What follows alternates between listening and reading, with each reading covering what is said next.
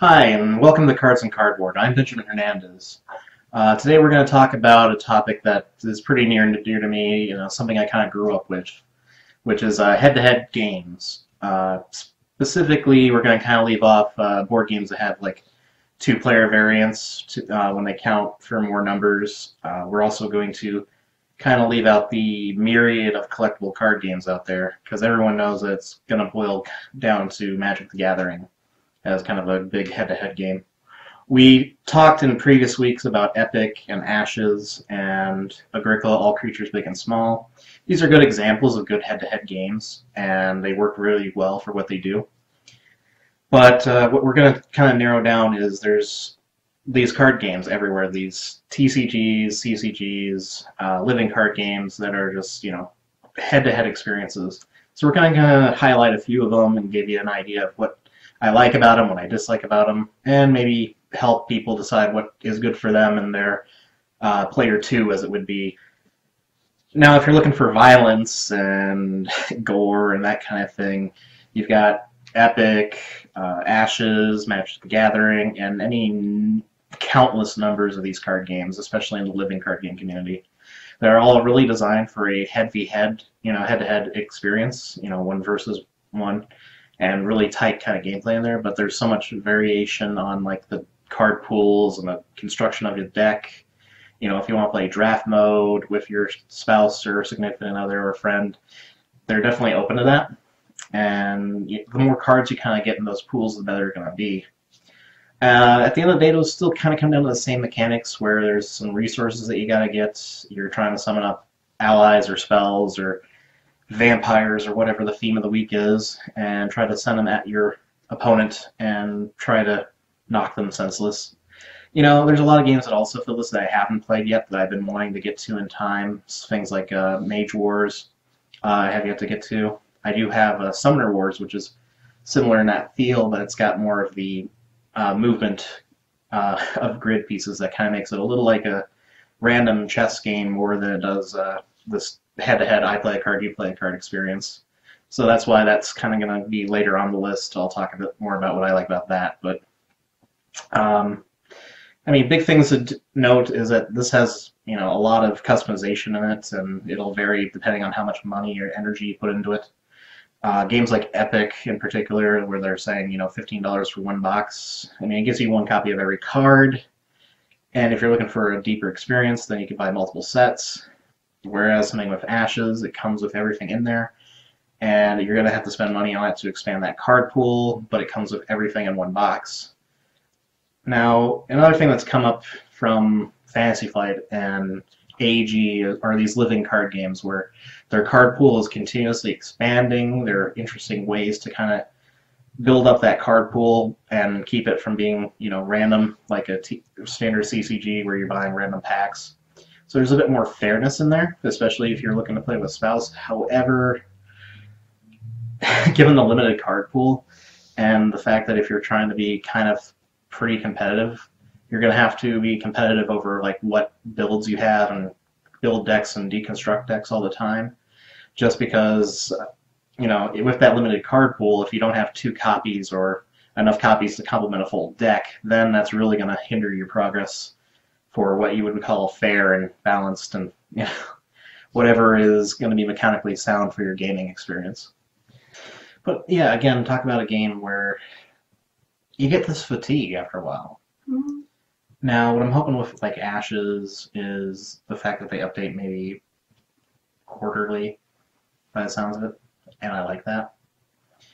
Because they know that they're going to be keeping their pool going, but it also gives them more time to actually play test things and work out power creep and all that stuff.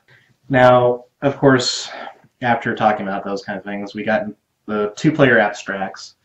This is the classic go-to head-to-head combat game. If you don't mind, maybe a little first-player advantage every now and then.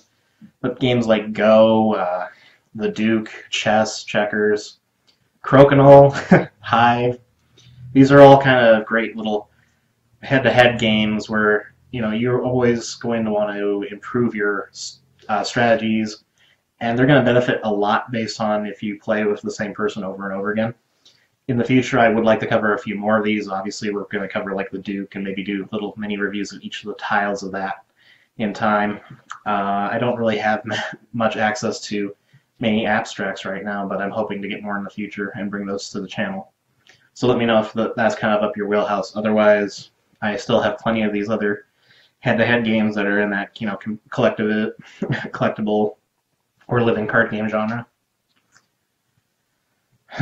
Now, going into other things. I mean, head-to-head is a very abstract field in itself. I know I said that word for abstract games, but don't confuse this with what I'm saying. There's a lot of games out there that are really better as two-player games, that are also multiplayer. You definitely want to keep those in mind, but not exclusively for those purposes. Certain games with low player counts, such as deck builders, really do work as a good head-to-head experience. Star Realms pretty much was exclusively built on that principle, again, from White Wizard Games, the guys who made Epic. That whole idea that there was a similar card pool, and, that card pool is going to get bigger over time, and it's going to give you a unique play style where you're having to continuously watch what your opponent does and what they're building in their deck, and they're going to be keeping an eye on what you're doing. And that's really important to that kind of style of play and mechanics that go into that game. However, it can kind of feel like, again, a bit of another game where you're just kind of doing this race to eliminate your opponent's life value, or rather reach a certain point threshold. Tides of Time, man, that one's an interesting development in the head-to-head thing, because that's a two-player drafting game. You could do that with Seasons, but that was made for 2 to 4 players, but Tides of Time is uniquely tied to having 2 players only, which is very rough because you have a limited card pool. On that first hand, you don't even know what's in their hand at all, and you don't even know what other cards are in the game at that point because there's a number of cards set aside.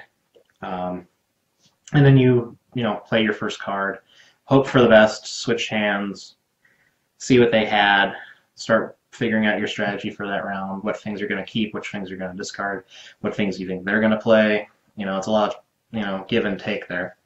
And that's really where, as almost like an abstract, I see the moves that you're going to make in the future, and I'm going to try to either prevent those or beat yours, basically. I'm going to try to get more points than you, and then I'm going to try to ruin your late game strategies. So that's a little Tides of Time there. That's an interesting little head-to-head card game to check out, definitely, because it's unique in the fact that it's a drafting game, which, there's a few of these popping up with the 2-player drafting games. You have Seven Wonders Duel that came out. I haven't tried it yet, and Among the Stars had a little 2-player variant as well, which really, truly, drafting games in particular are very tight experiences with 2 players, because something like Seven Swords, where there's only so many cards in play, and then I know which ones I take, and I know exactly which ones you take, really dictate the style of how I'm playing every card down, or using every ability to my advantage, and trying to outthink you. And it's almost abstract at that point, but, it works very well. I would definitely recommend those as a head-to-head card game types, or just a head-to-head game experience. There's a lot of games out there that also do this kind of race mechanic where you're building up points instead of taking points away from your opponent. And that abstraction is a little confusing because in one sense it's the same, actually. And in certain people's minds it might be totally different. I look at, my left and right shelves here. I've got a lot of these 2-player games that are really good head-to-head experiences, like Cell Swords. And that's one of those kind of games that's deliberately these kind of, I'm trying to score more points than you. Meanwhile, I have things that I want to review in the future that focus more on I'm just taking stuff away from you, which, again, Star Realms. I'll probably bring that up in a future review. This is a very loose show, I'm sorry to say, but, kind of hang with me here. I'm getting through it. We've got other games like Star Wars Risk that are designed as 2-player games but can also play 4.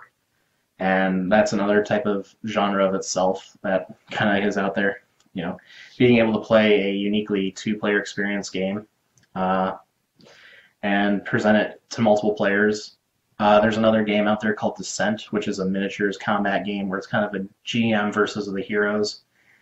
Uh, Games like this, you can easily have one person play all of the other characters and the other person play all of their characters. Again, this is kind of like those mini games that people are coming up and bashing each other's heads in until there's a final victor. So games like Middle Earth Quest are good for this. Games like Descent. Wherever you have these kind of 1v-all games, as most co-ops seem to have that kind of thing, just the fact that they're not pure co-op, gives them that ability to specialize for two players very well. Devastation of Endines, part of the BattleCon system, is probably one of the most accessible head-to-head games we have in our collection right now. I'll be doing a review of that later on, but the problem I have with this game is that it's kind of mired in many options and deck build kind of things. Well, not exactly deck build, but options. There's a lot of ways that you can set up the battlefield. There's a lot of different bases that can go with each card, and they allow you unique abilities that are sometimes balanced, sometimes not. It's really hard to kind of keep these games balanced as unique 1v1 experiences go. That's where abstracts usually do really well, except for the first player advantage in there.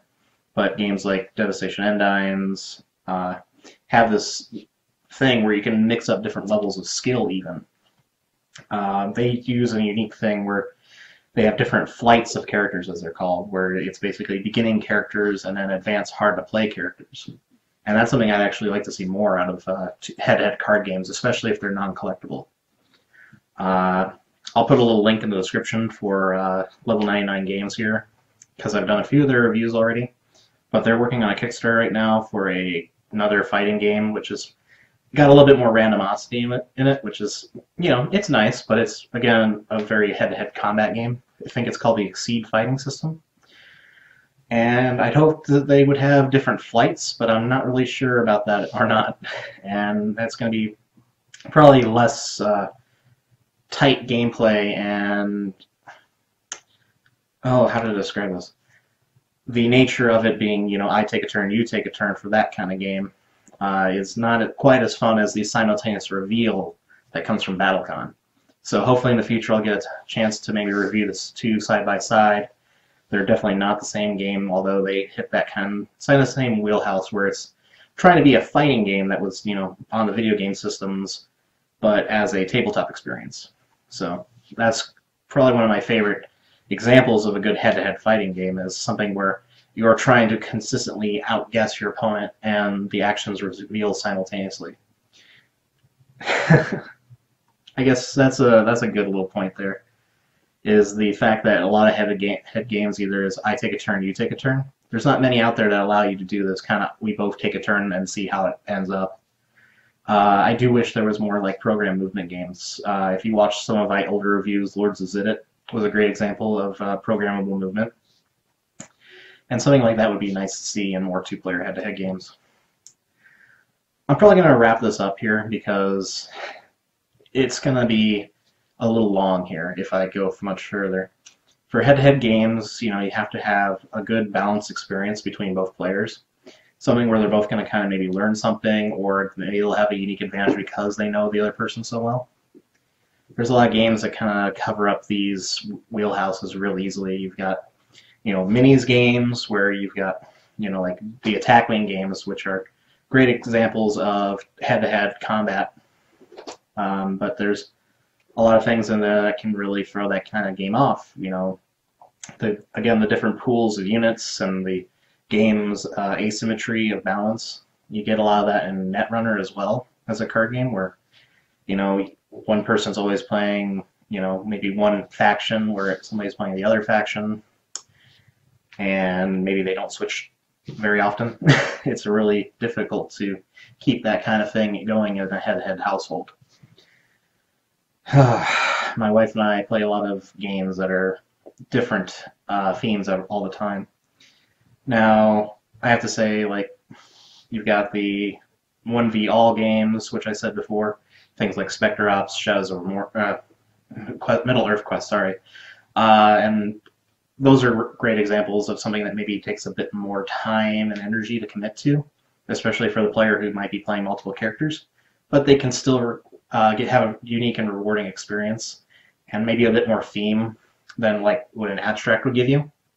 Because going into abstracts as well here, the abstracts provide a very unique experience, but usually it's dry on theme. And it's strategic play and strategies and trying to outguess your opponent. That's where the 1v all games really do well. Now the collectibles, the CCGs, I could go over these a while, but when it comes down to it, you want something to be accessible to you, and you want it to grow with you.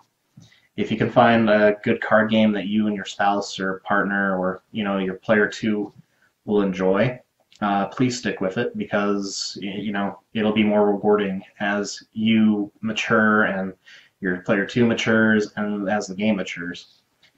That's one reason why I'm liking, say, something like Summoner Wars, because this game keeps developing and growing, and it's still accessible for me and my wife to kind of go to, pull out and play, either build decks or not build decks, and crank out a few matches and have fun. So last on the list here is kind of dexterity games. Now, dexterity games are very unique in the fact that they require physical skill from both people, and that can be kind of troublesome for some people, and they don't often make the best head-to-head games.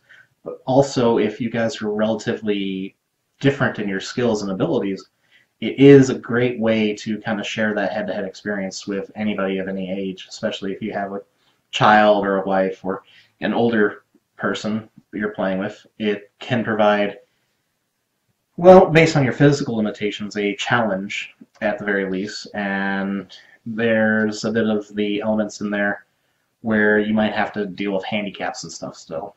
I only bring up that dexterity games because most of the time, especially things like Crokinole and Carom, these are games that you're going to play 1 versus 1, and dexterity games are more of a physical contest over the mental contest. But when you're dealing with just finger flicking, that's not that bad. Usually they include some sort of a cue with them as well if you're not that dexterous anymore.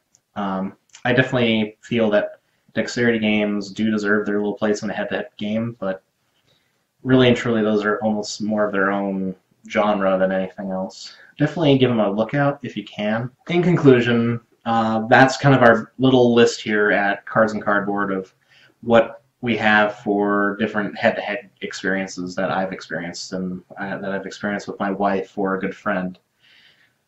There's a lot of good head-to-head games out there. I would like to see people comment below maybe on what their favorites are, or maybe there's games that I should try out that I didn't think of. I've got a decent collection around me, and a lot of them are like multiplayer games that sometimes can play well with two. And, definitely give them those a shot if you can. But really and truly, games designed for 2 players are usually end up being better than games designed for more than that. So, without further ado, before I get off topic anymore, this has been Cards and Cardboard, and I've been Benjamin Hernandez. Thank you so much for watching.